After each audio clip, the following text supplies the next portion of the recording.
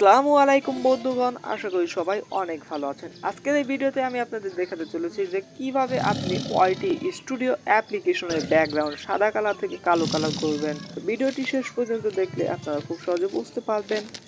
Just ভিডিওটি শুরু করার আগে আপনার কাছে একটা রিকোয়েস্ট, এখনই আমাদের চ্যানেলটাকে সাবস্ক্রাইব করে আমাদের পাশেই থাকুন। আর যারা অলরেডি সাবস্ক্রাইব করে আছেন তাদেরকে অসংখ্য ধন্যবাদ। চলুন শুরু করা যাক।